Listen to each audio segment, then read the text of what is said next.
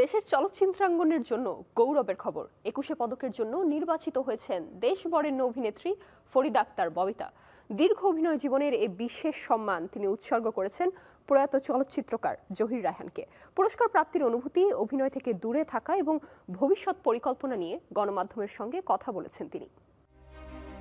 বাংলা চলচ্চিত্রের এক উজ্জ্বল নাম ববিতা। প্রায় 3 শতাধিক সিনেমায় অভিনয় করে তিনি জয় করেছেন কোটি দর্শকের হৃদয়। দেশ বিদেশে পেয়েছেন অসংখ্য পুরস্কার, সম্মাননা। তবে 21শে পদক ছাড়িয়ে গেছে তার কাছে অন্য সব প্রাপ্তিকে।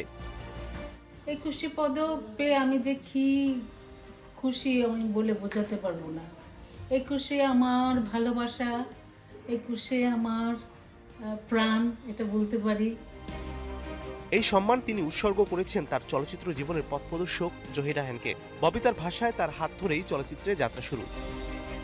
শ্রদ্ধেয় জহির ভাই আমাকে চলচ্চিত্র জগতে এনেছিলেন, তাই এটা ওনাকে উৎসর্গ করলো। মন তো চেয়েছিল যে আমি কেন পাচ্ছি না, অনেকেই তো পাচ্ছে, আমি পেলে তো ভালোই হতো।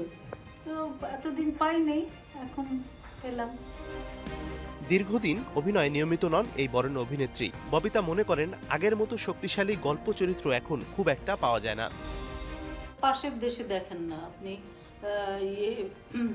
একজন অমিতাভ বচ্চন, একজন রেখা, একজন রাখি, এরা সব এদেরকে বেস করে গল্প তৈরি হয়।